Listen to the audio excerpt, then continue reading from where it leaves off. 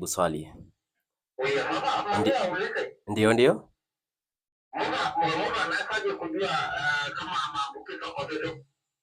Kama? Sorry?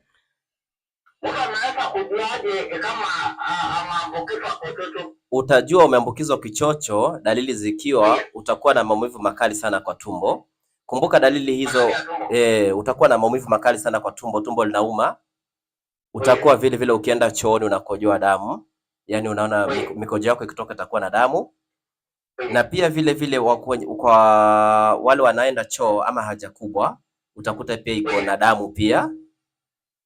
Yes. Alafu pia kuna ile kujikuna sana, utakuta kuna sehemu tu inakuwa red ama unajiwasha. Hiyo ndio utaanza kujua ni dalili. Lakini dalili yenye watu wengi wanapenda kujua ama inatambulika kwa sana kwa kichocho, ndio isiweze kukua confused na magonjwa mengine, ni kukojoa damu na kwenda choo yenye kuna damu. Yes. Alafu mwingine aulize. Ndio.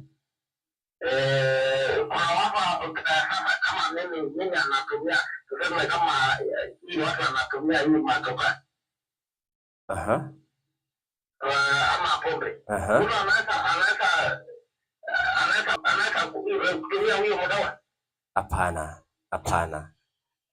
Haezi pata hivyo. Njia tu kwa kuipata ni kupitia kwa mguso wa ngozi. Hizo tunasema viini, acha nitumie neno kiini. Hizo viini za ugonjwa wa kichocho zikitoka kwa konokono huweza kuingia kwa ngozi yako kupitia mwili, kwa kuguswa kwa ngozi, si eti kwa kunywa maji ama kwa kupitia njia ya mdomo. Hapana, kwa njia ya ngozi. Hizo viini zinatoboa ngozi yako, zikishaingia kwa ngozi yako zinaingia kwa damu, zikishaingia kwa damu zinasambazwa, zenye za kwenda kwa tumbo zinaenda kwa tumbo, zenye kwa kwenda kwa kibofu cha mkojo zinaenda kwa kibofu cha mkojo. Alafu pia ukienda chooni ama ukikojoa, ukiamua wewe umekojoa peupe, hujakojoa kwa choo, mtu mwingine naye akakuja kukanyaga, ukishaziachilia kwa maji zitakuwa ziko hai. Unaona, kwa sababu bado wewe yani umezitoa. Unajua siku ile zimejaa kwa mwili zinatoka, zinang'ang'ania zote, ukikojoa bado unatoka nazo. Unaona? Ukienda yes.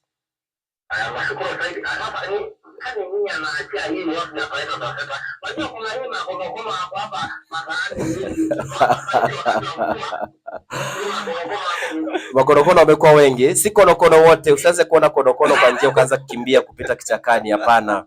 Ni konokono tu maalum wanaopatikana kwa maji ambayo ni fresh water, ndio wanaweza kusababisha huo ugonjwa wa kichocho. Usianze kukimbia ukiona konokono ama eti uanze kuziua.